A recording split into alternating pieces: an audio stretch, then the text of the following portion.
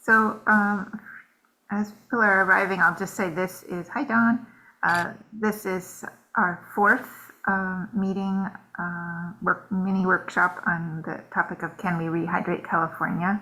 And this is following up of, in 2018, Walter Yena and Peter Donovan and I did a seven event tour of California under this same audacious question, what Walter Yena called an audacious goal designed around an audacious question. Can we rehydrate California? That came out of our Vermont conference the year before that, where we were all kind of brainstorming before I understood the perils of brainstorming. We were brainstorming sort of what our next steps were after a 4-day conference. And everybody was, putting sticky notes on the wall and all of the brainstorming ideas, because this is often what happens with brainstorming, is we're the usual things that we usually think of. And we got done with that and people presented their ideas, and then Walter Yena, for those who know him, was amazing and funny scientist from Australia, pointed down to the baseboard and said, hey, you forgot one of the sticky notes. It's down here, down under. And he said, I think we've done all these other things. It's the same kind of ideas that got us to where we are. And what we need to do now is to organize around an audacious goal. And do you want to hit record, Didi? Oh, it should be recording automatically. It's recording automatically. Yeah, I have all mine set to record automatically. Sorry to interrupt. No. So he said, yeah, let's organize an audacious goal around an audacious goal that is an audacious question. Can we rehydrate California? And so the next year I said, let's go for it. And so we organized this speaking tour, started in LA and ended up at Piscinas Ranch, I think was our last stop. And David, I think you were at least the Piscinas one and maybe one other as well, or maybe more than one other. Yeah. And we had lunch with you. So, that, at that point, there was this huge movement towards soil carbon as the main intervention point, which is not a bad, it's where I started, it's where many of us started, but it's not necessarily a very holistic view of how things work.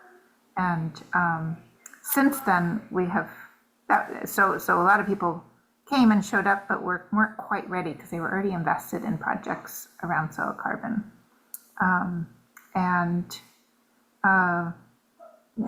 But during the midst of the LA fires, our land and leadership development community gathered with a number of people from LA who are in our community, and hearing people think out loud, Linda Gibbs, Angela, who's here, and others, Lily Foster, hearing people thinking out loud about that situation made me realize I think we're ready to come back to this big question and big goal. And so here we are. This is what we're doing. And today I'm really, really pleased that David and Rosie will be here to talk. And this doesn't need to be particularly formal, just to get a sense of what's already in place that we can be working with. And I have other folks that I'd also like to hear from in the future. I've invited Brock and some others to present too. So anyway, take it away, David. Why don't you give a little context, and then Rosie's going to talk for a bit, and then David will give us a presentation. Sure. Thanks so much, Didi. Thank you for the invitation, and thanks for joining us, Rosie. I know Rosie and I first connected with, and Dawn, who's also here, my co-founder of Spherical. I don't know, many years ago, the introduction of Ben Haggard. And before we were working on the LA work at all. And I think it was just Ben's good intuition that we should know each other. And so we ended up working pretty closely. And in preparing for today, I mean, Didi, Rosie and I have always kind of, I don't know, we've had like back channel jokes about our respect for the new water paradigm work and crop check and all this stuff that doesn't actually show up in a lot of the mainstream water discourse, right? And so it's something that we've clocked for a long time, met with Mikhail when he was here in California. Or I guess around the time you were doing Rehydrating California, maybe right before that. I think it was the same year, which is really Yeah, interesting, that there was sort of a yeah. first wave of people talking about, and Mikhail, for those who are not familiar with his work, wonderful work, a Slovakian hydrologist. And then Walter Jena and I were talking about a different, our starting points are different. Walter and I start with the soil sponge as foundational. Mikhail is a little bit more focused on like check dams and beavering, and a little bit more permaculture style of thinking about water. That's the difference between hydrology and soil physics. Two different disciplines. And I think we met, Dee, when you came through in like 2016 or something, and you showed me the bread trick and stuff, and it really stuck with me. So I really appreciated all the and also, a little more context, that David and Ben Haggard and I are all part of Carol Sanford's change agent development community. So we have a way of thinking and working that that is familiar to us. So today is going to be very functional. Yes. In the context of a lot of the previous sessions that I know Dee Dee's been doing, getting people to think about will and being. But I wanted to mention that context because Mikhail also went to Tree People and worked with Andy Lipkiss, who is started Accelerate Resilience LA, which is the initiative that Spherical is working with to develop this field kit that I'll be sharing in a little bit. Yes, and that was actually that was Walter's and my first stop, also was at Tree People, our first presentation. Cool. So it's all coming back together. Yeah, exactly. There's a lot of the same, patterns that keep reemerging. And Rosie, do you want to just introduce yourself and your work a little bit before we kind of get into the historical context? Absolutely. So my name is Rosie Jenks, and I work at a company called Brown and Caldwell. I have been here since 2017, and I lead our national practice for green infrastructure, stormwater, and nature-based solutions. And then I came to Brown and Caldwell via the city of San Francisco, where in 2005, I launched and led the stormwater, the urban watershed management program that started as a compliance program dealing with sort of MS4 Stormwater Clean Water Act compliance. And we launched it into a citywide green infrastructure master planning process that resulted in sort of transforming a lot of the codes and policies and the investment strategies around infrastructure in San Francisco. So I've been leading the work here at Brown and Caldwell since 2017. One of my projects is collaborating with David. I'm also leading a citywide plan for the city of Vancouver, British Columbia, looking out to 2075 at the investment strategy for sewers, stormwater, sea level rise, and flooding using green and gray infrastructure strategies together. I've also worked extensively in Seattle, and I continue to work in Los Angeles as well. So I'll just leave it there, I guess. But I guess I would say that I got my start in AmeriCorps back in 1996 when I graduated from college. I started working for the East Bay Conservation Corps and had an internship with Anne Riley, who is well known in the urban creeks world. And she led a lot of initiatives in the Bay Area to uncover buried creeks.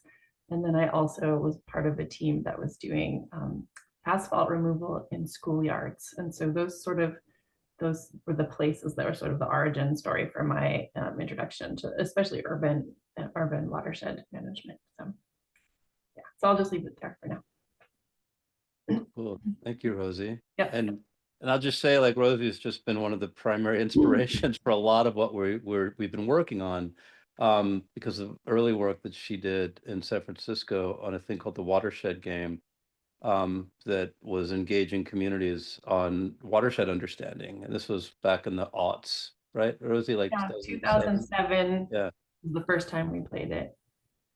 And there's a lot of, I mean, and we'll move through it really quickly because we do want to get straight to kind of what's going on in LA. But I thought that the setup would be good so that people could understand the complexity of dealing with these topics in urban environments, because it's way more than just understanding like the biophysical dynamics. Like there's so many politics or so many dynamics of uh, political boundaries and working with communities and community-based organizations and agencies, and navigating all of that is actually like the primary bulk of the challenge. And so a lot of the conversation around needing to rehydrate California, it's a radically different conversation, whether you're talking about private landowners in Marin County or in Ventura or somewhere versus major metropolitan areas. And we're really fortunate to have Rosie here because she's been at the front lines of the urban stuff for quite some time. I'll just share a screen really quickly to kind of give you a sense of some of this history. And it's stuff you can check out and look up as well. And I'll go all the way back to 1999. There was some stuff going on before this, but there was a project that happened that was initiated by Tree People that was called TREES, which was actually an acronym for the Trans-Agency Resources for Environmental and Economic Sustainability. And they basically developed a software tool for doing whole systems modeling around being able to look at why you can't just look at trees or carbon reduction or composting or any of these things, or or watersheds on their own. They all have to be considered concurrently. And this was a really amazing initiative that went on for quite some time to facilitate dialogues with engineers, with communities around how to address some of the key, particularly flooding issues in Sun Valley in Los Angeles. And this is just a book that documents some of that. That's freely available at Tree People. I can send the link in the chat if anybody wants to kind of look at some of that history, but it's super helpful to understand like how a lot of these issues were starting to be addressed. Yeah, Angela, Andy had invited Paul to come in at the time to do the introduction, because at Tree People, like Hunter and Amory Lovins met, like a lot of early things happened that ended up having significant repercussions in a lot of the worlds that I know a lot of the folks on this call inhabit. But this is a good historical document to understand the thinking of how this evolved. I know, Rosie, you were clocking a lot of this at the time too, right? Yeah, I have a funny story. When one of my first dates with my husband, he was like, I think that this person's really aligned with the way that you think. And so this book, he gave it to me as a gift at one of our early dates, actually. It was very influential and great. One of the things that I love about it, I think if you open the spread, there's like, I haven't looked at it for a while, but there's like the 37 different agencies that are involved. Maybe that's in the Sun Valley watershed, but anyway, it starts to show you the sort of ecosystem of governance that is involved in watershed management that is sort of taken for granted, I think, as one of the major important pieces in some of the solutions we're seeking. But this was yeah, Water Nerds Unite. What'd you say? Water Nerds Unite. Yeah. And get married. Exactly. But this was, I mentioned this because this was actually what it took in order to get urban watersheds recognized by the Army Corps of Engineers and by a lot of LA County governance, which we take for granted now. That's just, kind of part of the engineering calculations. But it was a really big initiative to make that happen, and it required a lot of major shifts in thinking. Around 2007, I was doing a lot of work in North Carolina, visualizing watersheds and impervious surfaces to address a lot of the issues of flooding, which of course, as of a few months ago, became very relevant again. But we were visualizing a lot of watershed dynamics, trying to help decision makers understand the nature of geohydrology and like why they need to be very mindful of creating the soil sponge, basically, and not stopping the water flowing into the places it needs to flow, or otherwise they would create the conditions that we just saw a lot of, unfold in the recent floods in Western North Carolina. Around the same time, this was the work that Rosie was doing at SFPUC, the San Francisco Public Utilities Commission. And this came after the watershed game, right? This was like the toolkit. This was a piece of it. Yeah. This was a resource that we did. Do you want me to talk about the watershed planning game? Sure. Yeah. Yeah. So one of the things that when I took on so I wrote my master's thesis, I forgot to say this at Berkeley on how to bring green infrastructure to San Francisco. And as a part of that work, I facilitated a working group between the port, the city Department of Public Works, the Recreation and Parks Department, and the Public Utilities Commission, which is the agency that manages all of the water, wastewater, and public power for the city. And through that, I met the folks at the San Francisco Public Utilities Commission. And so I wrote my thesis from that work saying, like, here's like a strategy or a pathway forward from a physical standpoint. And then they hired me to come in and to be part of their stormwater program. And then I was able to go forward. So my boss, Arlene Navarrete, who's passed, was a big supporter of this work. And she said, I think, it's going to take a long time for people to understand this. Can you make, and what people understand as projects. So can you create something that helps people select projects and identify projects, and then learn? Because there's this idea that planning is pretty abstract and that projects is something that people can get their teeth into, and projects tell a good story. So we created the watershed planning game that David has alluded to, and it was a way to get technical engineers to sit across the table from non-technical folks and have dialogues together. So it's basically what I find as not being an engineer is that there is a language and a technical aspect of engineering that is inaccessible to people who don't have the training, but it's actually kind of like a cookbook.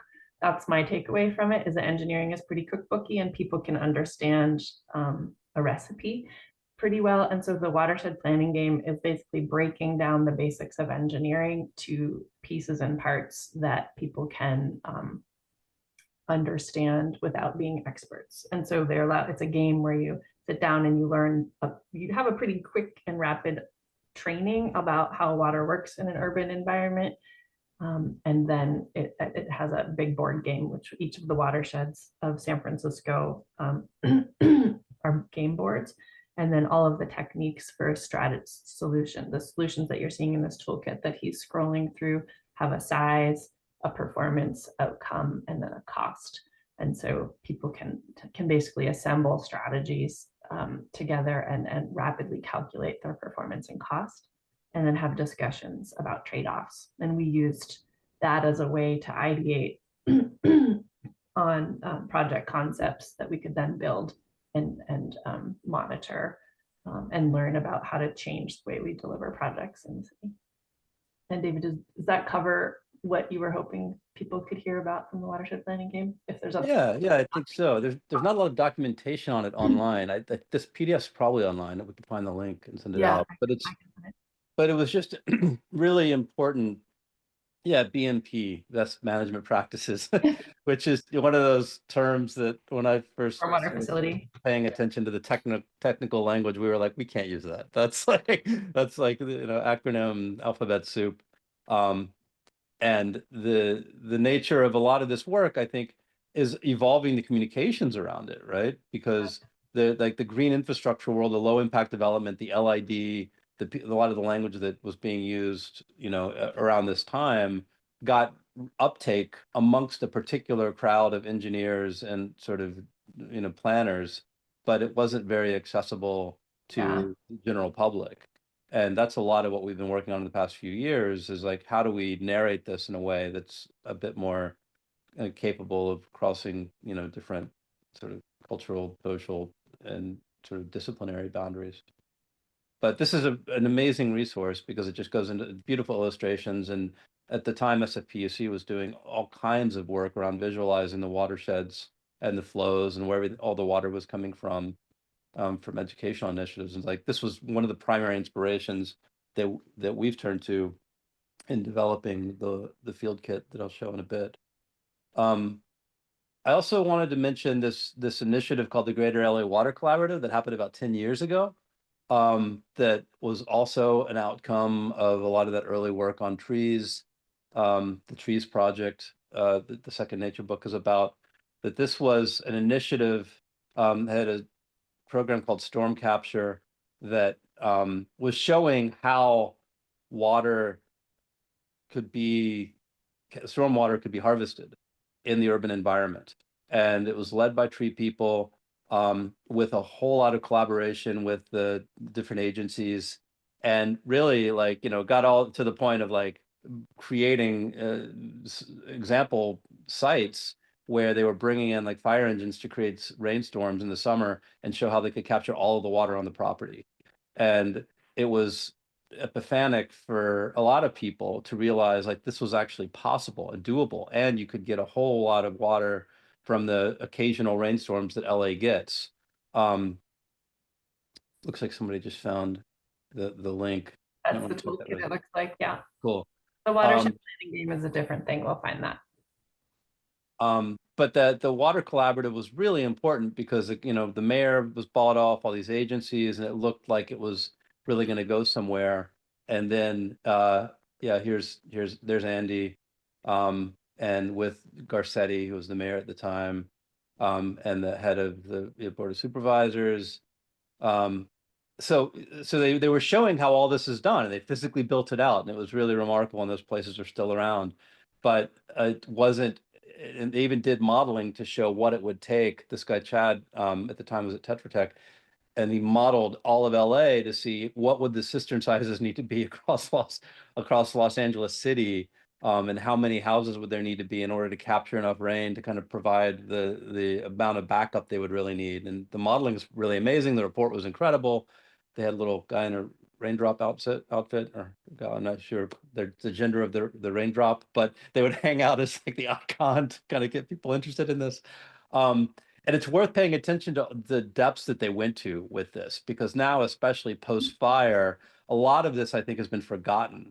And it's more important than ever in terms of having backup water supplies, not only for fire, but for drought, for earthquakes, for cooling, for being able to provide water for trees, like a lot of the things that could be happening with distributed water capture addresses these kind of multi-benefits, which has become a key theme in LA and looking at water. And through all of this, the community rallied for many years to create a bond measure called Measure W. Do you know what year that really got started, Rosie?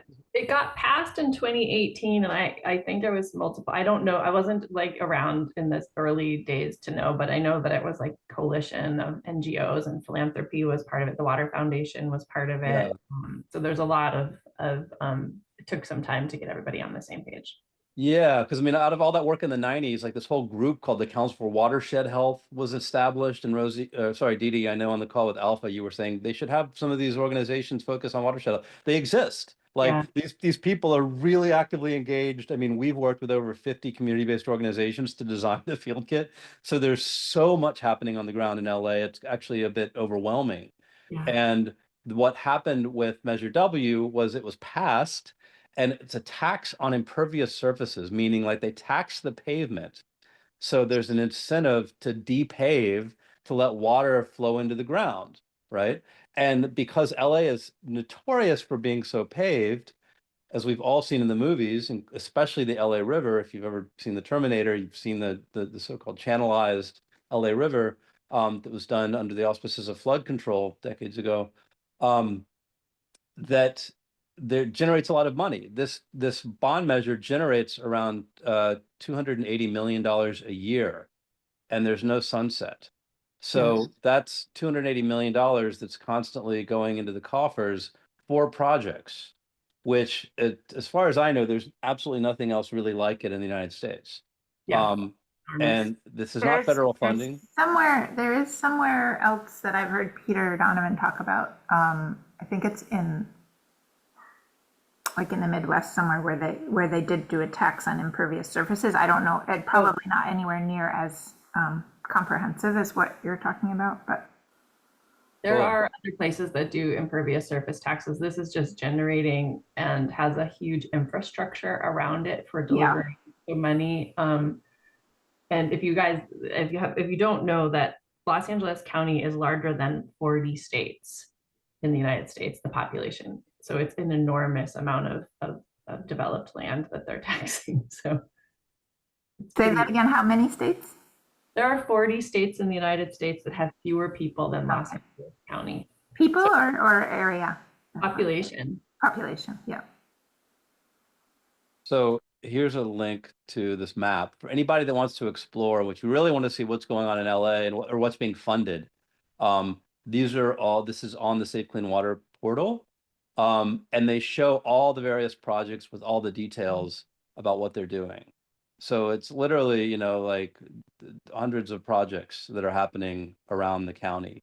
And they've got the engineering analyses and all kinds of things, the amount of money that's going into it. So like here's one that's a Green Streets project that's $9.1 million. So this is very significant capital expenditures going into a lot of these initiatives.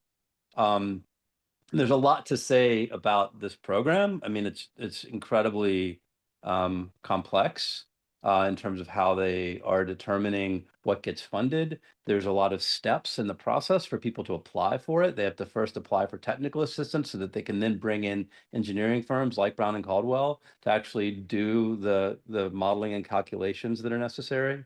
And so there's just like a very high degree of maturity in terms of this complex dynamics of trying to work on water issues. And Rosie, do you want to say anything about that? Because you're so deep in the weeds with this every day, and it's just trying to get across the like how much work there's been on this. Yeah, I mean, I would say like, coming from a municipal government where we were trying to give out grants and that sort of the whole entire relationship of how do you get public money into the hands of private individuals to transform landscapes it's complex. And I think they're doing, a pretty amazing job for the amount of time it's taken to get their feet underneath them. I think there's always like a tension that there was promised a lot of community benefits, and there's like just the devil's in the details of how the metrics are developed for projects that get approved and how they're calculated and all that. But in terms of getting the infrastructure up and running and trying to get the money out, you can see the number of projects that are getting funded is pretty substantial. And I think it's a work in progress over time to get the mechanics of how the projects are evaluated and all that. And I think there's a tension all the time in the engineering world of like, what you should spend your money on that is at play for sure. And I think that some of the drivers for it, I don't know if David said this at all, but there's water supply is a big driver of it. So typically at the beginning, what we probably should have said is that if you don't come from the stormwater world, the drivers for stormwater come from the Clean Water Act in the United States, and that this is an interesting place where all sorts of other things can kind of come in, but that's the initial reason a lot of these green infrastructure projects exist in the first place, is just compliance with Clean Water Act mandates for water quality. And I'll say that in a lot of places, the sewers and the stormwater drains are the system is the same. And I don't know how far LA has gotten or whether they didn't make that mistake in the first place, but of connecting so that our dirty water and our rainwater are going into the same system. Yeah. Is it separated throughout LA? Yeah, in California, only San Francisco and a small part of Sacramento are combined sewers. And so the strategies you use in a combined sewer are different for green infrastructure. But yeah, so they've got a separated sewer. So the drivers are both for water quality and for water supply, because clearly there's a massive demand for water. And I think one of the important intellectual contributions that Andy Lipkiss made at the very beginning was that, and I think David's work has built on this with the visualization, which is that water for California, or Southern California, comes from the Colorado River Basin in Northern California. And so that Andy Lipkiss made arguments that, you're importing water from far away, and yet all this water falls on the landscape of Los Angeles and just gets flushed, gets dirty. Oh, sure. Thanks for the reminder. Now it's like, so Andy made the intellectual connection for people, I think publicly, that all this water is basically being wasted, the rainwater. And so all this work, I think, has, this creating the driver from a stormwater quality standpoint, and the droughts have become more and more intense. And it's really been this combination of drivers to make this program happen. So it's an exciting time. But one of the things that I worry about, and David and I talk about this as well, is like the idea is it's amazing to start using the rainwater as a source of water. But in an engineered system where everything is already piped, it's going to be really easy to take, if you can imagine, to take the pipes at the bottom of the watershed and plug them into the wastewater treatment plants for recycled water, which, you can have multiple opinions about this, but you can almost bypass the entire rehydration of the Los Angeles County watershed if you're not careful. So if you take a single driver of water supply, you're like, oh, well, I have this entire collection system already that's concrete and it captures everything to these pipes. You can just simply go to the bottom of the watershed and tie them into the wastewater treatment plant and get more water supply, which is great. But we've got all these fires, right? So we really have to, I think, unpack that tension between, a quick engineering fix to get us clean, more water supply, and then bypassing that watershed. Sorry if I'm hitting it too many times, but I think it's a really important point. Yeah, I want to slow down for a moment there, because this gets at one of the pieces that originated this project is thinking about soil structure, soil spongy structure as a catch, as its own catchment that is landscape wide, unless you have impermeable surfaces. And so if you could talk a little bit about how much of this funding is going toward catchment into cisterns and that kind of thing, or rain barrels, versus actually catchment into the soil where the water isn't usable as drinking water or as other, that kind of water, but it is available to, the vegetation. Mm-hmm. And then of course we have this tension about, is the vegetation the problem or not, or the solution, or somewhere in between, or is it about how we manage the vegetation? Yeah, and I don't know what the statistics are of what the spending has been going to. When you look at the projects, it's a mix, but I do think that there's definitely an emphasis on water supply.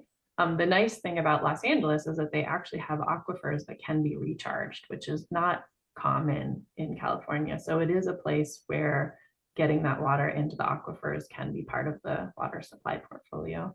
And so people on that very often, just on that very quickly, the Measure W is so focused on water supply, water quality, and community investment benefits. There's nothing explicit around rehydration, though increasingly there's a discussion around landscape transformation that a lot of that falls under. And it's not just LA County, it's also the Metropolitan Water District. And I mention that because part of, I think, what we can get into is more around the transformation, the paradigm shift that has to happen in order to advocate for that. So you're asking, I think the question you're asking is very important in terms of existence and how much is being paid attention to that now versus what needs to happen in order for that to be seen and taken very seriously as a critical component of being able to rehydrate the landscape. And I think that's like you're pointing to the very moment that we're in terms of how are we actually shifting this historical mindset of like sluicing the water to wherever and storing it in whatever versus it being integral to the ecosystem health and to the capacity to hydrate the landscape for all the reasons, right? And that's a lot of where we're trying to focus our work right now, which is really the bulk of the conversation should be today. Yeah, and I'll say that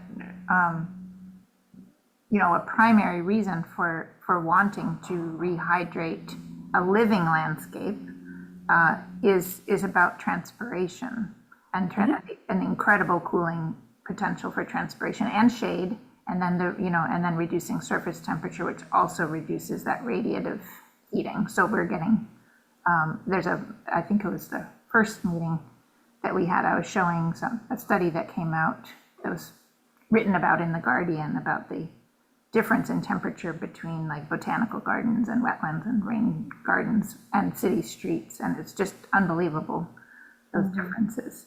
I also wanted to say, when we talk about, when I use the word aquifer, I'm thinking about deep, sort of ancient water as opposed to groundwater. So when you talk about being able to recharge the aquifers, how is that happening at that deep level?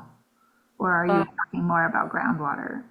It's groundwater. I mean, they use groundwater for supply, and people probably are aware of the indirect potable reuse work that's happening there, where they take highly treated wastewater and they put it into the ground, into the aquifer, and then they pull it out. So it's a blending of stormwater and natural recharge water as well as wastewater that's been highly treated. That's how they do it. One thing I was going to say that is a thesis statement for me, if you go to the, could you go to the picture you had up of the Living Infrastructure Toolkit, the first page? Sure. So one of the things that I think this illustrates is, and it's like always, I always feel like a little bit like a lone duck in this, which is just that we're rebuilding the watershed every single day. And it's the language and the rules that things like Measure W can get in there and start to tinker with and change the daily practice of how we rebuild the watershed. And I think like what we're finding with like the lack of the drivers or the language being in there about rehydrating the landscape, it's like a very poignant example of how important the assumptions of what problems you're trying to solve with these pieces of legislation or the rules that guide how we rebuild and design. So people who love landscape and soil and water, I just want to like invite you that there is this broad world available of those in every community that you live in. These rules can be tinkered with and changed. And so it's just a place of advocacy that I sometimes think people might not understand is available. So, and that's really part of kind of getting into what has been happening in the past number of years. Andy started this organization, Accelerate Resilience LA, to really focus a lot more on these water issues. Because when Mikhail came to treat people, they did a lot of experiments with things that he was recommending. I think it was really, profound for Andy to see a lot of those approaches. And so in the past, since 2020, our studio Spherical has been working with him to really define all the things that need to be happening in order to address all these multi-benefits.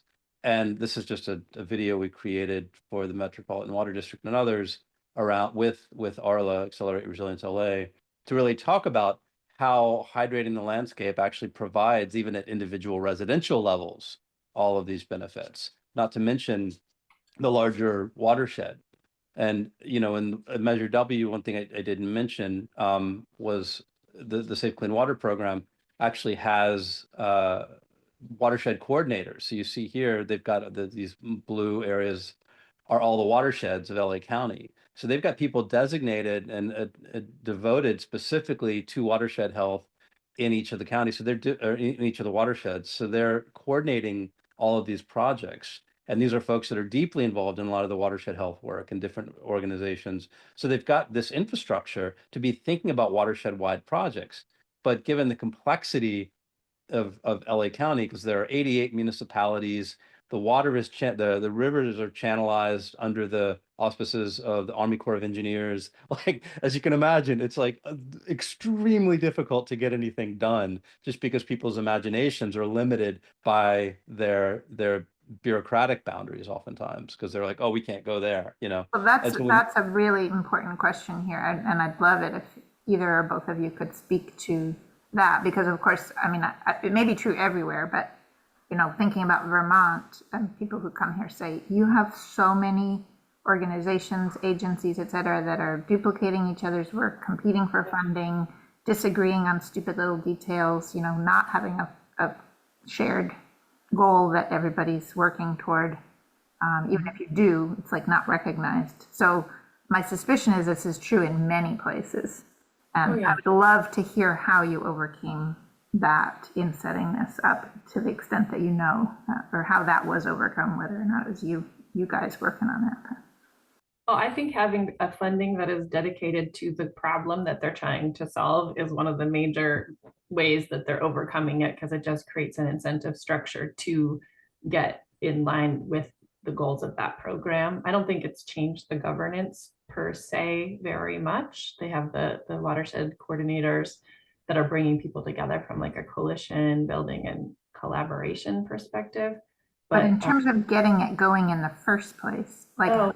how did this come to be? Because I think having something like this everywhere would be amazing. Well, I wasn't there at the beginning, but I do know that there was philanthropy at play funding NGOs to participate and help move this along in coordination with agencies. But that's basically all I know about it. Do you know, David, more than that? I mean, not a lot of the specifics other than there was a steady drumbeat for many years, like Yeah. with the Trees Project, working with the Army Corps, working with the agencies and different municipalities to help them to understand how beneficial it would be for them to address this. Because I mean, it ultimately gets to a paradigmatic issue. Because if you're a water engineer, you're only going to see things through the lens, oftentimes, with the exception of some, obviously, but of water control and sluicing it to places and moving it around. And you're not necessarily thinking about the ecological impacts. And the communities aren't necessarily going to understand the complexities of all the water engineering, right? And so like you've got this very different images of the world and how these things work. And so the challenge I think that Andy was facing early on was like, how do you get people to share that same image? How do you give them the tools to be able to model things? And they went so far as to create software tools that people could go home and the engineers could like play around with the whole systems model and come up with solutions themselves. And that actually, from a developmental perspective, really worked because then they got committed and they had the epiphany and they were like, oh, we see what you're doing now. And you're not Yeah. just some gonzo enviro guy. Like what you're doing actually makes sense from an engineering perspective.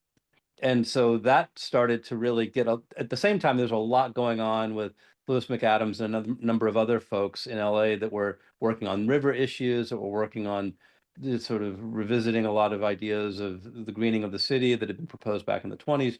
And there's a whole movement that turned into Measure W. So there was a lot of community involvement in order for that to happen. And then it was voted on and it was passed. And so like I do not want to understate how important it was that there was a lot of community movement and a lot of advocacy on the part of community groups in order to make this happen, because they realized how important it was to address these issues from more than just like a moving a water around kind of perspective. And that continues, that even the way that the Safe Clean Water Program was set up, focusing on water quality, water quantity, and water supply with community investment benefits, doesn't necessarily think or address a lot of the ecological issues. And so that's continuing a lot of the work that Arla has been doing, is working with consortia to try to bring these issues to the forefront. And Charles is asking in the chat about the Owens Valley and Payahanadu, which I'll get to in a minute, because this is a huge part of it in terms of like, where's the water being drawn from in order to do this, what it does in LA.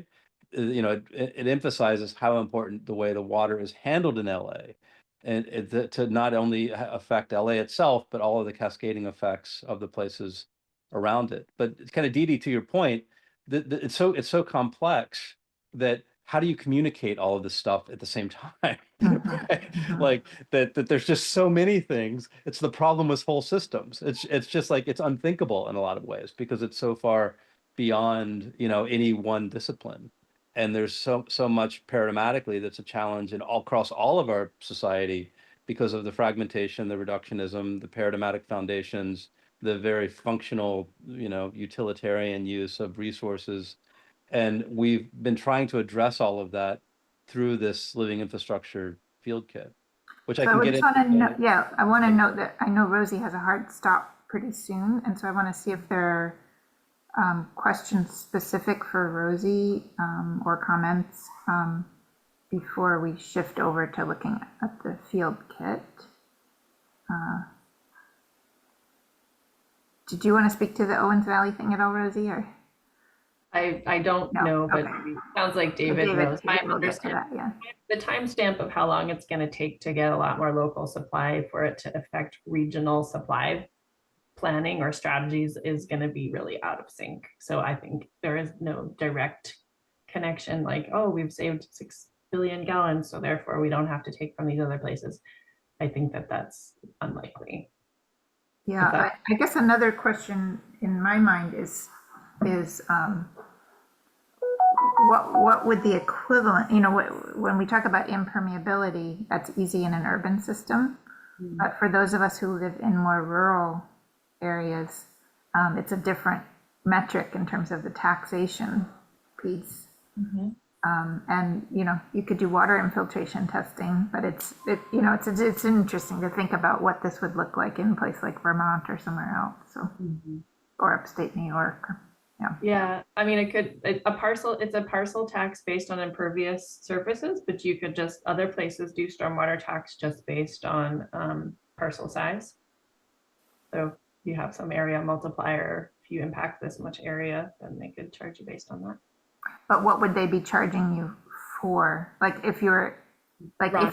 if you don't have, I know, but like how is that measured when it's not impervious? That's the question. Well, you could just measure it could be based on the imperviousness and just an area charge, right? So you just would have a lower imperviousness concentration on your property, but you'd still have the area. So if you're a very large landowner, you would be just contributing more.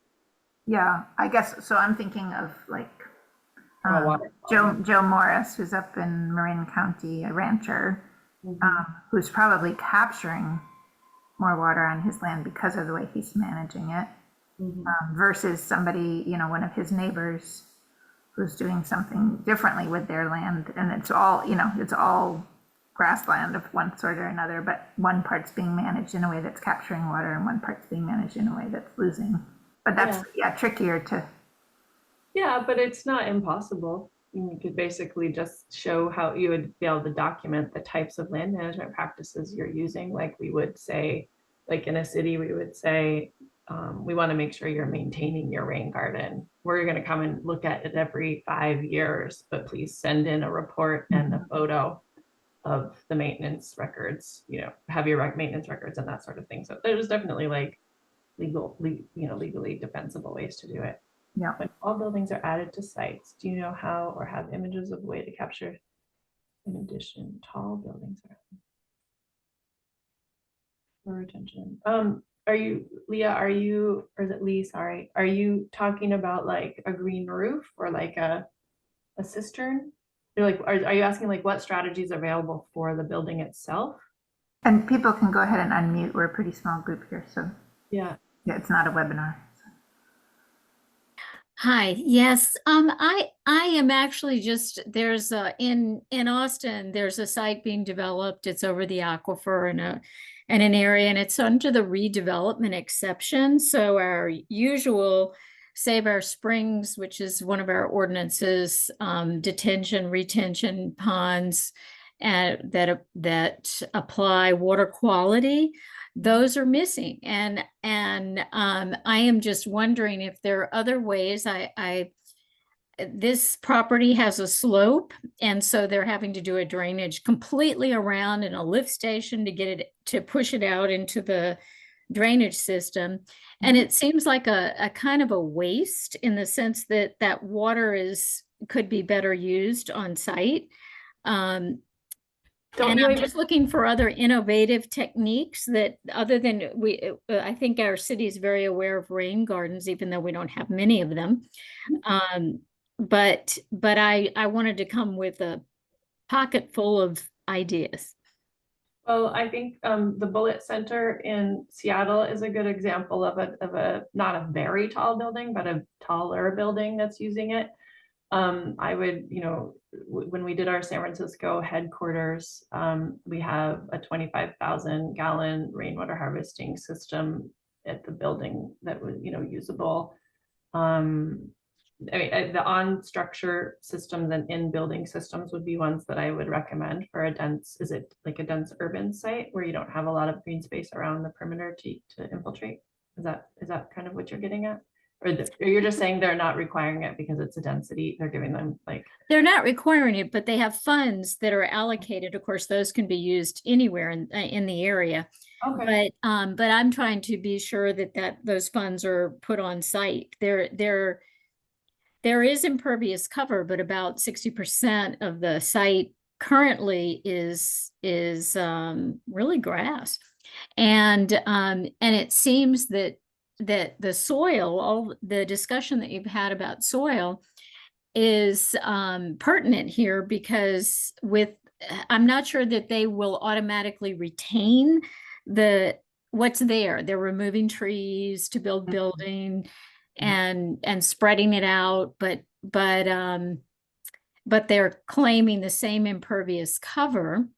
So it's just a quandary of how to use that really over 50% site, other than just creating a conduit with a lift station to pump it out. It doesn't make sense. The destruction just seems inappropriate, particularly in a neighborhood. This is in a neighborhood. yeah, you're in Austin, and I do believe that the Texas Water Trade put out that on-site reuse guidebook. Does it include stormwater in there? I don't even know of that. I'm Yeah. I'm sort of on the periphery of all Okay, this. yeah, look up the Texas Water Trade, and they have a website. They built it on work that we did in San Francisco, which is on-site reuse. You know, because in San Francisco everything is tall and lot line development, so you don't have a ton of space for infiltrating. You know, they basically gave a lot of folks in the Bay Area exemptions because they thought it would dissuade development, and sometimes places that are trying to promote development will take away on-site stormwater management requirements to do that. And That's what's happening. yeah, so what we found, we did some studies in San Francisco, and it was not ever more than 3% of the total budget to manage water on site. And so that was helpful to understand from the developers' complaints, and that we were able to meet very stringent on-site requirements in lot line and development. So if you want like a testimony from San Francisco that you can require it and it's not terribly expensive. Oh, wonderful. Yeah, that is maybe good. a good example. I did see on one of your sites, you had, it was like, there was I guess it was a plan that showed it was about 150,000. Is that I just noted that. I am maybe not exactly sure what. Oh, okay. I don't have it on but hand. Yeah, you can reach out to me afterward. I can put my email here and we can talk more if you want. Great, But thank there might you. be some other questions. There's a question from Rainier. there. Do you know what's happening in built-up cities like San Francisco, LA regarding permeable pavement for parking lots or using them as recharge basins? Permeable paving. Well, in San Francisco, if you disturb more than 5,000 square feet or redevelop it, you have to manage your stormwater on site. So that over time, but you know, the drive for building up like San Francisco in particular, the density is going to be that there's not going to be a lot of surface parking lots over time. So we're working on a project right now at a schoolyard in San Francisco that has, I don't know how many acres, but it's an enormous amount of asphalt.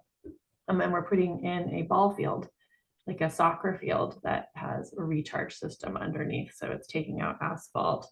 It will be having, you know, impermeable turf, artificial turf, but the underneath system will be recharging the aquifer. So that's an example. And Los Angeles's entire, you know, program is looking for those sort of large footprint projects to infiltrate underneath. So The astroturf is a really interesting question as well in terms of the so air temperature and plastics and all of that. you can have Yeah. a whole meeting about that, but I think like the early trade-offs right now is, do you get to take the money that you'd be using for water management to get more water underground and provide amenity values to the schools, is kind of like where we're at. It's not a perfect. Can you say a little bit more? I'm not sure I understood that. So it's a ball field, like Yeah. there's a huge demand for soccer in Yeah. California that is just completely underserved. And so we have these schoolyards that are all just impervious surface, asphalt, toxic, awful. And so what we're doing is we're trying to take regional stormwater bring it onto the school and put it underneath a ball field. So it's not running, it's not taking runoff from the streets across the schoolyard and putting it under the ground. It's bringing it underneath. And in place where that asphalt is being removed, we're putting in a soccer field that will probably be artificial turf because they don't want to be maintaining it. So right now we haven't figured out all of the total costs for maintenance for those sorts of things. But you could always take out the artificial turf and put in a nature-based solution as well. But that's kind of the opportunity right now. Yes, we'll have to have a special meeting. Yeah, There's a lot to think about there. But are there other questions before you have to, actually, you're probably at your time limit here. Yeah, but I put my email right there, rjenks@browncaldwell.com, if people want to reach out and ask more questions. Great. Thanks for the Thank you invitation. so much. Yeah, thank you so much. Yeah, bye, David. Bye, all. Thank you, Rosie. I'm going to suggest we take a Being Human 1 minute stretch break, and then we'll come back and David, have you present. That was great.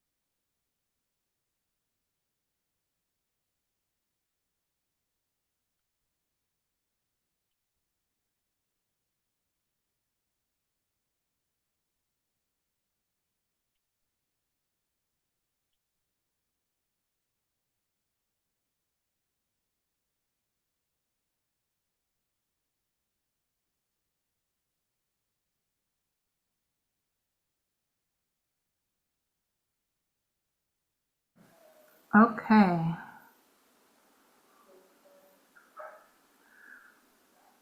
All right, part two. Yeah. So all of that context kind of led into the past few years of working with a bunch of the community-based organizations and agencies and relationships, really, that Andy and his team at first at Tree People and now at Accelerate Resilience LA have been building over many, many decades. And that's policy and agencies and different, nonprofits around. And we've been working very closely with them to kind of identify what some nodal points are in the system that needed to be addressed. Because like in talking about all of this, it's like, well, why isn't it just happening? Why aren't we just rehydrating? Why isn't this obvious? And it's because I think a lot of people, I had this experience when I like kind of got that. I was just like, oh my God, this is the most important thing ever, and now we have a lot of people like building momentum around this idea, right? And you got the entire water stories platform, you got all the stuff that DD and Alpha are doing, you got all the stuff that Biodiversity for Livable Climate, just like a lot of folks doing these incredible initiatives. And what we realized for Los Angeles was that the Measure W money was really meant to engage communities in this. But that map that I showed earlier, almost all of these were initiated by engineering firms and landscape architecture firms because they're so complex that they take a lot of time and energy and money and know-how to even come up with proposals, right? And in order to get projects funded, you have to go through an extensive engineering process, an analytical process, and like have all of the modern tools at your disposal that engineering firms use. in order to get things approved for good reason. I mean, because it's complex and it's not, none of it's willy-nilly. It actually takes a lot to do. And so what we really worked on with Andy was like, we need to have better tools for community engagement so that people can begin to understand these topics better. But B, to be able to define what it is we're trying to do. And this is where the work with Regenesis and Carol came in, Carol Sanford, of trying to like basically create a framework for thinking about what are we advocating for? Because it's not just water and it's not just trees and it's not just justice. It's all of these things at once. And that's where we came up with this notion of living infrastructure. That green infrastructure was obviously the foundation that we were building on, and there's a lot of work that had been done around that, but there are also many stories of green infrastructure being implemented where communities weren't involved, and it was actually exacerbating all kinds of inequalities. It was actually like failing because communities weren't taking care of the places that they were, sort of things were being done for them instead of with them. And it was one of the primary thing, and Andy has so many stories about this, of working in LA over the past 50 years, of the failure of tree planting initiatives. Because as he likes to say, you don't plant trees, you grow them. You don't just like give birth to a child and then they're done. Like that, it has to be a relational dynamic, to the point where he would have people like put their hair in tree wells so that they would see that tree literally as part of their family.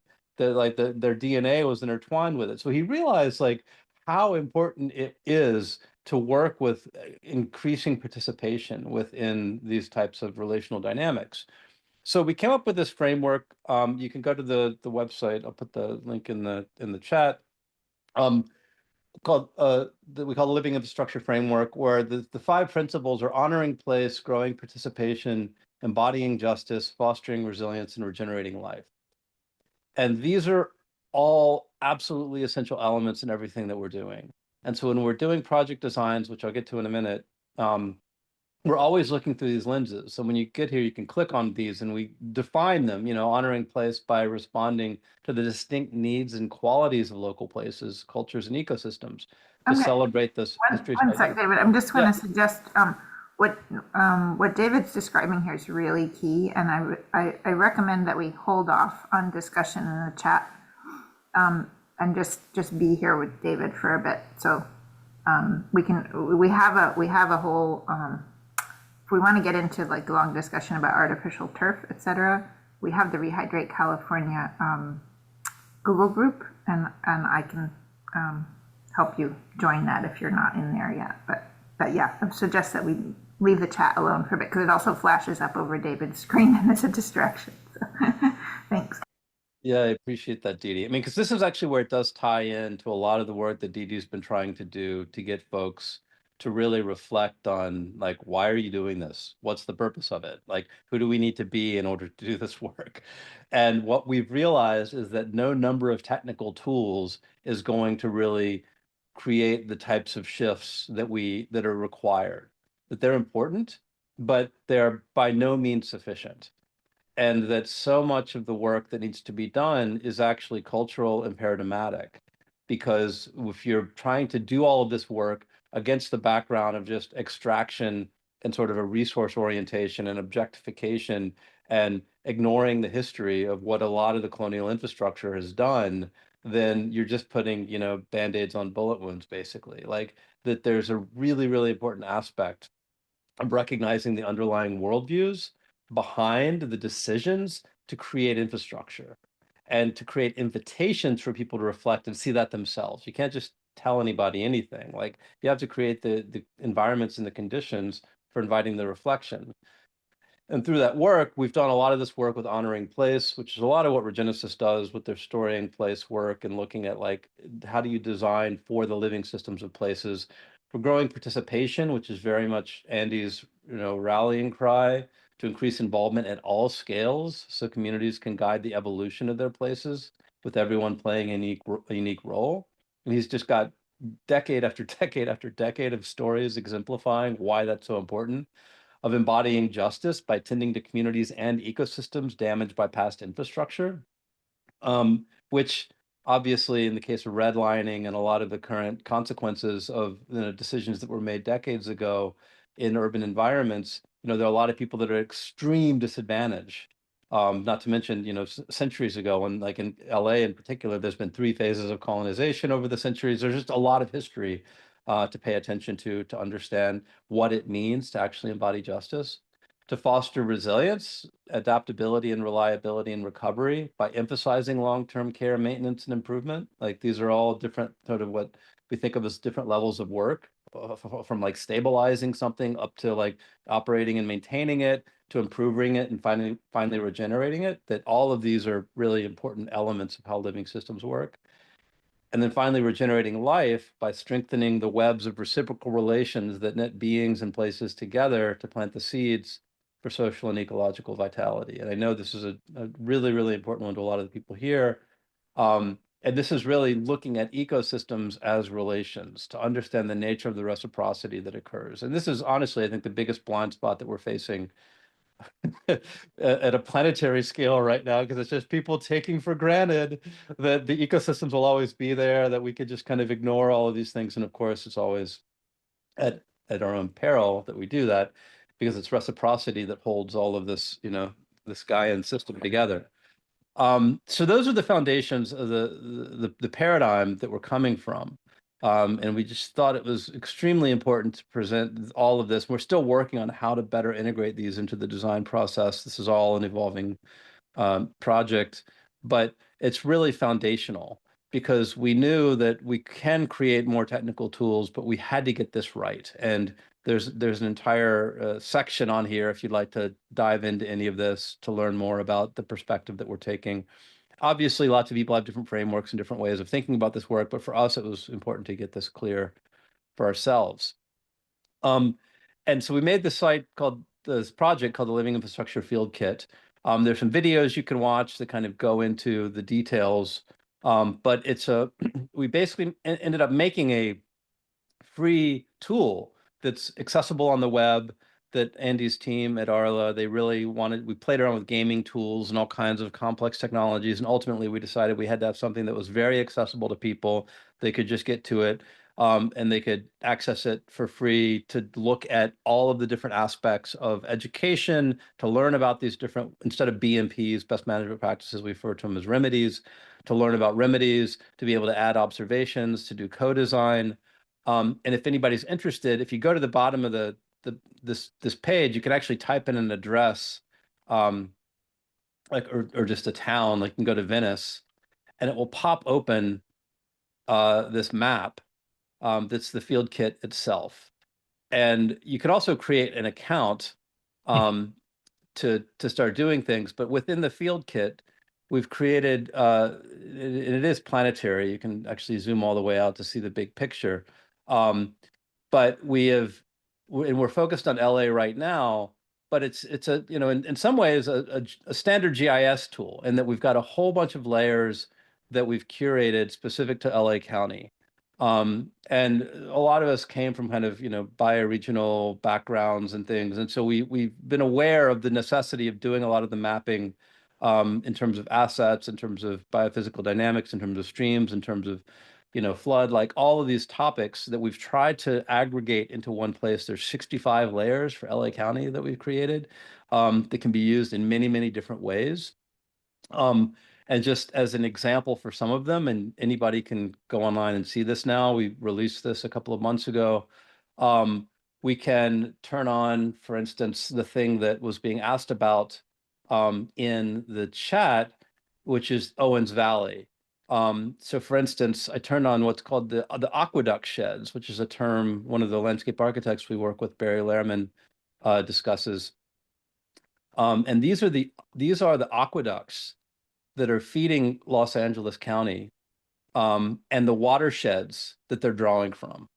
So when we're talking about LA County's water footprint, we're actually like drawing from the Colorado River, the Owens Valley, and up here in the Bay Delta, right? And so these are a way of understanding why it's so important that LA County focus on what its own supplies are and where that's coming from.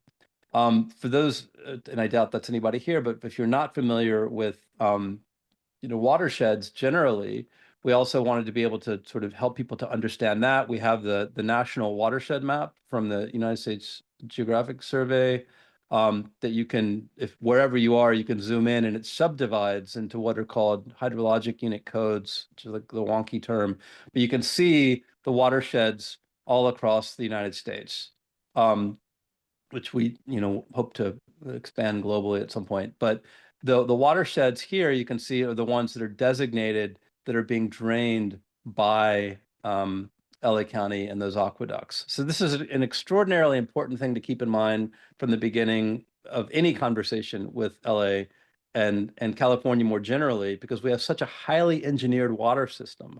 And there's so many dynamics to take into account with regards to agriculture, with regards to urban use. By far, like most of the water goes towards agriculture in the Owens Valley. But since we're dealing with the urban environment, this is a very, very important thing to keep in mind. Another aspect of just understanding the place generally is that people tend to think of LA as a desert, right?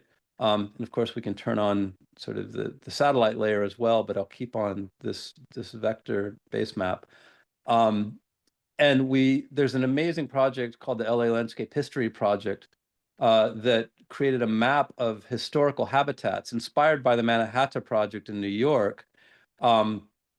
And these are all the different types of habitats like that were there prior to colonization. And if you zoom in, you can actually tilt the map a little bit. And we have these little sprites. So you can get sort of an impression of what the ecosystems used to look like once upon a time, that you can begin to imagine, like the riparian zones. I'll go away from Venice.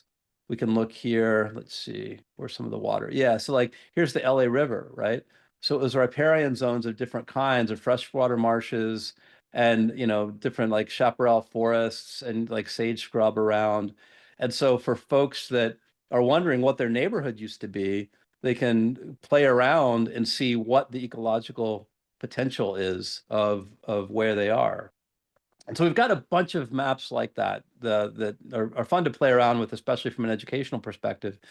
But from a functional perspective, you can zoom in to any parcel in Los Angeles County and highlight certain areas.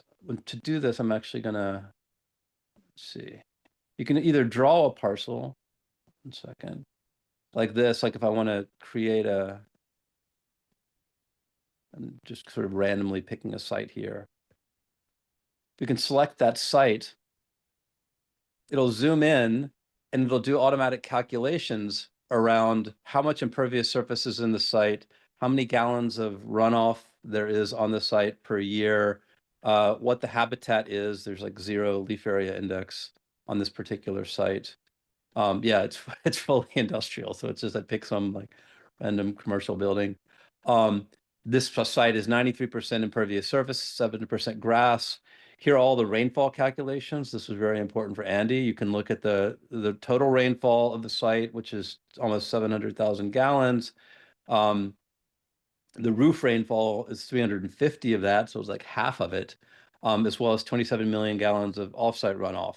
So this is what the rainfall capture potential is in this particular site. And usually these types of things take, for those of you that have done these types of site analyses or done the permaculture design course, these things like take a while to calculate. And so part of the reason that we're doing this work is to really try to understand how can we accelerate the capacity for people to become familiar with their own sites much more quickly. There's also details. Yeah. Oh, sorry, could you just explain the off-site runoff? That's water that's flowing through this space? Yeah, like the water that's collected and then it goes into the various drainage systems. So offsite is water that is coming from offsite rather than draining to offsite. Yeah, here, and actually here's so you can click on the little information button if you're playing around with it. So the definition is the amount of stormwater runoff flowing within 250 feet of the site on the surface or in storm drains, which could be diverted to larger sites for collection. Okay, so a lot of Right. that's underground. Yeah. Yeah, yeah. Yeah, gotcha. So within all of this, if you're playing around, there are these little information buttons that give details about any of these kind of technical topics, right? So for instance, if you want to, for instance, do a project, first off, you want to collect observations from people. And I could share this site with all of you. Here, I'll just put in a collaborator link. Actually, before I do, I'm gonna go back and log in, because in order to do what I'm about to do, you need to create an account. All of that would be free to use, but now I'll zoom in with an account. I'm already logged in. You can now select any of the site parcels. You can zoom around. Let's like, I don't know, let's find a park or something. Like here's a stadium. Okay, we'll do this Clark Stadium. And I can share this link with everybody in the chat.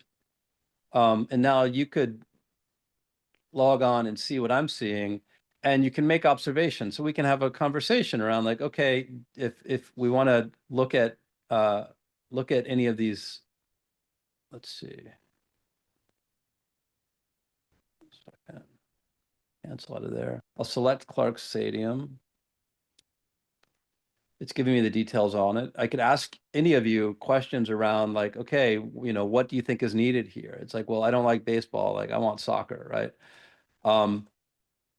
And so anybody could do surveys of their communities and add comments so that we could start to co-design any of these sites in a way that we want. Like, you know, if somebody wants a Miyazaki forest, like, okay, it's Milwaukee. I always confuse that. Was it Miyazaki or Milwaukee? Anyway, yeah, thank you. You know, like people could be defining the terms of what they would love to see, or what it is they're seeing as assets in an area, or, you know, what are stories they have about a place, where's water collecting, that this is such an important part of a co-design process. So anybody could come in and add these observations, right? And you can also prompt different dialogues based on things like, for instance, fire hazard. You know, this is the fire hazard map. This is one point. Yeah, so we're actually not in a fire hazard zone here. But you could look at, you know, flood risk and flood safety and all kinds of things to have a conversation around like what needs to happen on this site so that you could apply those living infrastructure principles when you're thinking about a site design. And once you've collected those stories, we then have what we call remedies. And these are basically the best management practices is the term that would be used in green infrastructure. But you can select from any of these various remedies. So you can put in buffer trees or lawns or vegetable gardens or bioswales. And for each one of these, you can click on learn more, and it'll pop up and you can learn all about these particular remedies, right? So you can learn about like what they do in terms of benefits, what they can be paired with, various, you know, functions that they have, various resources. So you can go and watch videos about them. There's been so much work done over the years that we're trying to curate and bring to the fore a lot of the extraordinary, you know, examples and projects that are out there. And again, this is primarily focused on LA County, you know, but, you know, over time, we'd love to expand this to other places. And so here we can just simply open up that. And if I want to add a bioswale into the stadium, I can just drop it over here on the map, or I can add a storage pond and I can adjust the footprint of the storage pond if I want to. It's 10,000 square feet. I can like say I want it to be a little bit bigger. And as I'm doing that, it's doing some automatic calculations over here to let me know sort of what's happening as I'm doing that. So for this particular site, you can see it's 100% government owned. It's about a little over 250,000 square feet. It's only got very little roof cover, like 3%. And there's a lot of specific details around like, you know, what municipality it's in, what watershed it's in, what the indigenous territory is. It's on Tongva land. Um, and it's in the Ballona Creek watershed. So this gives us all the details that we would need, or many of the details anyway, for thinking about how are we enhancing this site so that we can begin to co-design a project that we could apply for funding from something like the Safe Clean Water Program. It doesn't only have to be SCWP, obviously, but then as we're adding things, we've added this pretty large storage pond. We've added this bioswale. We could add some other things, like if we wanted to add like an interpretive sign, we can also, add restrooms and gardening spaces. They've been using this on Skid Row, so there's a number of things like cooling stations and hygiene stations you can add as well. We started with just water, but we've been adding more and more of these remedies. And as you do that, you see that it's starting to improve the capacity for water supply, for flood safety, for water quality, because of the nature of the remedies that are being added. And so it's basically like a toy version of an engineering tool, like a little game, almost like, SimCity, where you're able to play around with the conditions and start to familiarize yourself and your community with what the possibilities could be.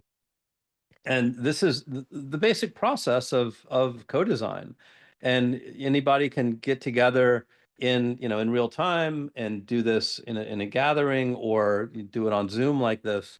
But we've designed all of this so that it becomes possible for people to really start thinking together and imaging together at all of these various scales. I could have started this telling a whole story of the livingness of the LA Basin and talking about that historical context, which I did a little bit, but or we could get into the very specifics of the history of this Clark Stadium if I knew it, and sort of what the dynamics are in this place, so that we could understand what is it that the community here needs from this land, and what are the potentials for this, and what are the threats facing the community, what's the potential that they see, so that we could begin to design this together.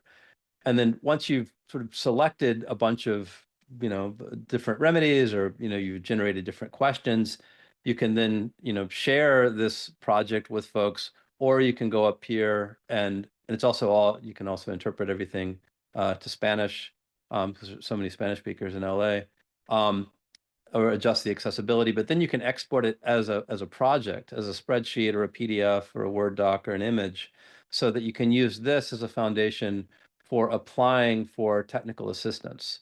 So as I said, that's what we identified as really, in terms of nodal points, was a need for people to be able to apply for the technical assistance more readily. And that's precisely kind of how this has functioned. And just in the time that we've been working on this, we've already had over $9 million of applications go in from community groups to different grants, and some of those have already been granted. So it's looking like our hypothesis was a good working hypothesis in terms of the need to be able to help folks do designs, in a more intuitive and friendly and collaborative way. David, this is so exciting. There's so many things I can see potential for this.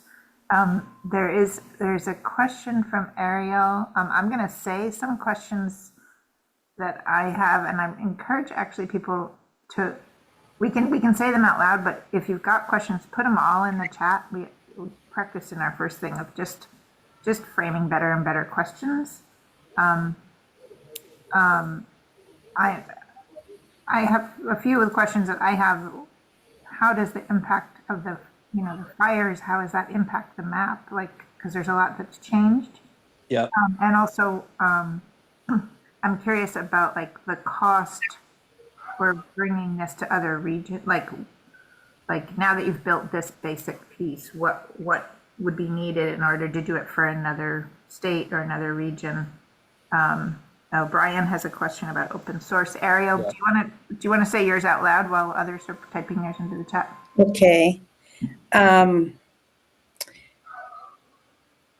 Is there a way where in regions that flood of using this map to prevent, regular inundations that are destructive? Could you, build your toolkit in an area so that that floods get diverted Yeah. and not damaged so much? Yeah, that's absolutely part of what the SCWP program is encouraging. That the safety aspects of flooding to be able to divert water when it's flooding to larger storage areas is absolutely critical. And it's also tied in to distributed water capacity. That a lot of what happened in LA during the fires, and kind of to address your question, Dee Dee, there's so much to say about this, and we're actually updating all the layers right Yeah. now. And actually, if you want to maybe take maybe so we can just see each other and have this conversation. Yeah, sure. You want to take the share down and I'll remove the spotlight. Sure. So, yeah, there we go. That's good. Yeah, there's so much to say about this because there are techniques for being able to store water, whether it's recharging aquifers, whether it's doing very large underground cisterns and tanks, whether it's doing infiltration basins so that the water can actually seep into the soil over a few days. That all of these things are possibilities, and it's part of the things that get modeled when you're doing these types of projects. And so that's absolutely a part of what we're trying to do in enabling exploring these different layers together, as opposed to just looking at it only as, as flood or only as fire or only as drought or only as heat. That all of these have bearings on each other, and the dynamics of each are very site specific. There isn't like a kind of generic answers to any of it. And so part of what we've tried to do is bring them into a single place so that we can at least have scaffolding for the conversation around specific sites and projects. And a part of that is trying to help communities understand what a lot of the engineers are up against inside of the agencies, while the engineers are able to understand what the communities need. Right. And so that we have a team of engagement folks that do a brilliant job out in the community, really listening to them, and as we're like adapting a lot of and evolving what we're doing to meet those needs. But in the context of the fires, obviously, they've had a huge impact on a lot of what we're thinking about. And some of our staff have been personally affected, whose houses burned, and they've been displaced. And so there's a lot of sort of evolutions that are occurring and considerations that we're taking in terms of how the field kit and the living infrastructure principles can be applied, not only in very forward-thinking projects that you would get lots of money for potentially through these grants, but also more immediately. That people are doing mutual aid, they're doing all kinds of, mapping of capacities that communities have. And so we're looking at like, how do you keep those lenses on everything that we're doing at all the different levels of work? And so I think it's extremely important to recognize that as people are in these states of urgency, especially right now with the rebuild that's going to be going on in LA, that now's the time to rethink how all of this can happen. And we haven't been jumping into the fray from the perspective of the communications, because there's just been so much noise and disinformation and all kinds of stuff. But over the long haul, like if we're really going to work towards regenerative systems, it's absolutely critical to understand the capacities that we do have for building out distributed water infrastructure and the ways in which this can really address the dangers that LA faces with regards to not only fire and drought, but also urban heat island and cooling, as well as earthquakes, because earthquakes can take out the centralized water infrastructure really easily. So there's many reasons that we want to both do distributed water stormwater harvesting, as well as rehydrating the soils and restoring small water cycles. But those stories and the reasons aren't necessarily widely understood. And so this is a huge communications issue right now, and it's something that we're really trying to dive into. I'm seeing something from Jillian in the chat. Jillian, do you want to unmute if you're there? Hey, it was just an idea thinking Well, I think about it's a great idea. if you could generate a grant proposal out of this, or if you could, work out, let's say we have a future state where there's some organizations that are funding this, in a bigger way, like could you have it automatically plugged into that, where it's like you create your plan in the tool and then it automatically like helps you. Yeah. Well, it does that. at a basic level, or like right now, I'm exporting it to a PDF. So the thing that we just did, it puts it out and it stores all this information. And these have been used to apply for Safe Clean Water Program grants, but it could be adopted to different grant applications. Yeah, absolutely. And kind of to the question that came up earlier, by Brian, it is currently free. It's not a subscription service. It's free for anybody to use. Our plan is to go open source with it. We just haven't had time to do all the, like, in order to manage the open source, if you're familiar with the open source work, it takes a lot of time and energy to do that right. And so this is absolutely something that we've been focused on since the beginning, because we want this to expand to other communities, and we really want to be able to do it right. But we're also trying to use LA as a specific use case because we think if, it works in LA, it'll very likely work in a lot of other places, because in some ways it's like doing the hardest thing first, right? And there's already a lot of functionality that people are exploring and experimenting with in other places, because even though all of these data layers are specific to LA, even the community mapping capacities that you can now use anywhere in the world, you can go and play with those now, right? We aren't explicitly making that possible just yet, but it's something that we're exploring, is like, okay, how do we open it up more so we can see how are people using it? What are some of the potentials? And getting that, that feedback from the community of folks that are using it is absolutely essential to us. Brian put in the chat that the EPA had a similar tool called EJ Screen, but it was dismantled and removed. Is that something you're familiar with? Yeah. There's a lot to say about what's going on with the dismantling of a lot of the capacities and tools. None of this is federally funded, so we're fortunate enough to have capacities for now to be working on this and backing up a lot of the data. Because a lot of the work, like if you go into the data layers, for instance, and you look at the hydrological watersheds that I was just showing, it mentions, like this is the USGS watershed boundary data set, which hopefully, yep, still there. That's good. But like we're pointing to the sources of where a lot of these are coming from. And a lot of that, as folks working with that, I know there's a lot of data disappearing right now. And so we're doing everything we can to back up and make all Is this. one of the layers the conservation district that is in that overlay there?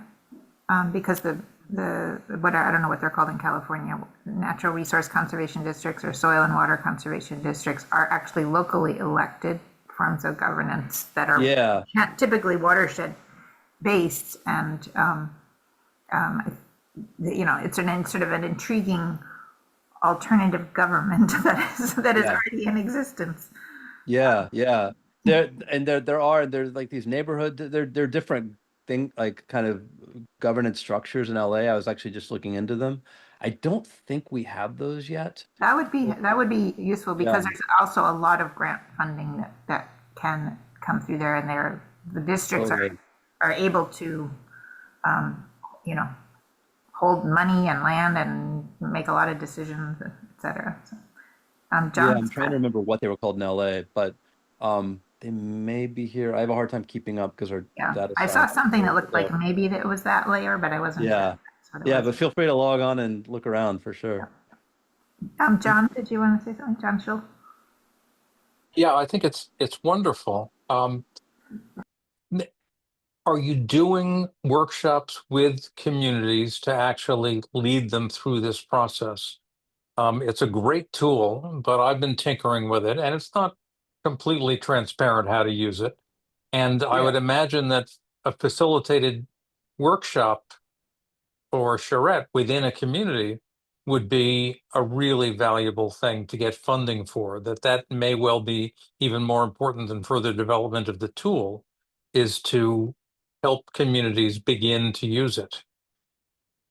Yeah, we absolutely do that. We have a team on the ground that is working with the 50 community-based organizations that we co-developed this with.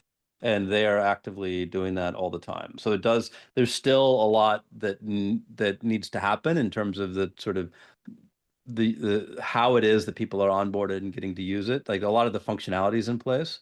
Like I said, we just kind of like went into this sort of more or less public beta in November, and then the fires hit. So, a lot of what we've been doing is kind of working with communities that are both devastated from the fires as well as from a lot of the funding cuts, because a lot of the groups that were doing tree planting initiatives and things were dependent on our IRA money, and and that's just been like, it's a mess right now.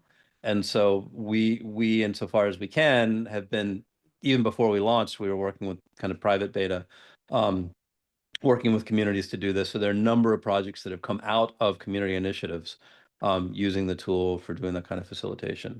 And it's one of the reasons that we ultimately, do want to sort of take it open source and other things so that there can be a whole community around the use of it. I have Fantastic. another question that I don't think Peter Donovan is here, but if he was, I'm guessing what he might be asking. He's developed a system of community data collection on a map where people can add infiltration tests and soil tests and et cetera, as well as just photos over time of what's changed. Is that something that either you're thinking of adding or that you might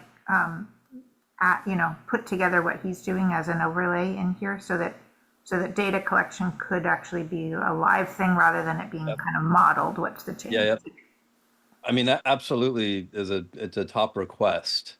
And the challenge with it is moderation, because once you have an open tool that anybody can use, you can imagine what happens. So there's a lot of considerations that have to be taken technically of how the moderation occurs.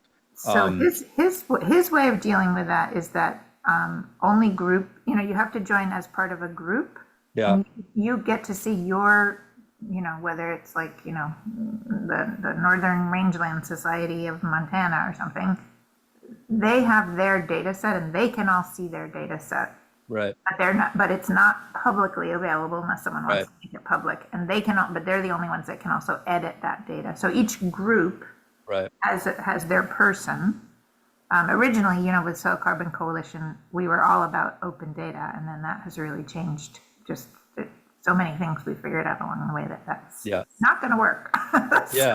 It's for a whole bunch of political, economic, and also just messy data reasons. Yeah, exactly. And we have to we explain that a lot, the distinctions between open data and open source, because there are very real data sovereignty issues with communities. There's a lot of mistrust in government in particular, for good reason, and so there's a lot of considerations. And this is the same way. Like, you create a project and that project's yours and you share with it whoever you want, right? It's not like it's out open to the public everywhere. And we were exploring like what that could look like to make things public if you want to share your site with, people more broadly. But that's absolutely something that is being requested, and we've sort of created some of that functionality that might come out in the future, because doing that kind of, like, especially with photographs of showing what a site looks like at one time and you want to trace it over time is really important. Or infrared thermometer, readings, that kind of thing. Other questions? I think we're gonna close up. We were supposed to end 10 minutes ago, but we could go till about 12:45. And then it would be also fun sometime in the future, David, to have you come on and we just actually do some co-design, just pick a place with someone who lives somewhere and see because we have some LA folks. That would be fun. Show it in action rather than just the big picture. Am I correct that the data layers don't extend as far as Anaheim? That's correct. Yeah, that's Orange County. We just did LA County. Got it. It's one of the paradoxes of software development most of the time, is that you're being funded by venture capitalists who want it to go worldwide. And so everything is sort of meant to be everywhere. We're the opposite circumstance. We have been like, this is very focused on LA. And it just so happens in the process of developing these tools for LA, it became clear like, oh, a lot of this could be beneficial elsewhere. So we've, and to your question earlier, Didi, like how much it would cost to do this in other places, we don't have those numbers yet. But it's definitely a question we get a lot. And we're actively exploring that in various communities, to understand like what the level is that's needed. Because this is so intense in LA that a lot of people wouldn't need this many layers, and they'll use it for very Yeah. specific purposes. But it's definitely something that we're exploring. Um, and like I said, we've been a bit preoccupied because of the fires, and really trying to make sure that we're tending to the community that we're serving. But that's absolutely something that we plan to be doing in the coming I years. don't know if you're willing or able, but it would be. I'm also curious to know what it took to develop this in terms of both hours and funds. Our studio is currently at 17 full-time people. And it's taken a few years to get to this point. It, and so it's intense. It's a lot of work, Yeah. But if you look at it as infrastructure, the investment is relatively small I would say very considering, small. Yeah, 17 I people mean, in like, 2 years is incredible because what yeah, it exactly. I mean, so on the one hand, it's like, I've been deeply involved in the nonprofit world for a long time, and I realize how much effort it is just to get, sort of table scraps most of the time. And on the other hand, like when you're dealing with projects of the scale that we're dealing with, like, and you're dealing with, grant availability of $280 million a year, like that was part of what made it possible, because the funding is real. The transformation requires investment. And hopefully as folks are beginning to recognize, and we were talking in chat earlier about like even the beavers, you bring in the beavers and they do something that like saves millions of dollars in places like that. There are small investments, relatively small investments you can make that have huge consequences. And I think in the context of LA, that's become pretty clear, because there were communities were not applying for the grants for a grant program that was designed for communities to apply for. It was just too complicated. So a lot of what we've had to do is work across disciplinary boundaries, be very transdisciplinary in our approach, like work across agencies. And it's taken, the fact that Andy and his team have decades of relationships that have enabled us to do a lot of this work, and it just takes that time and relationship building and patience.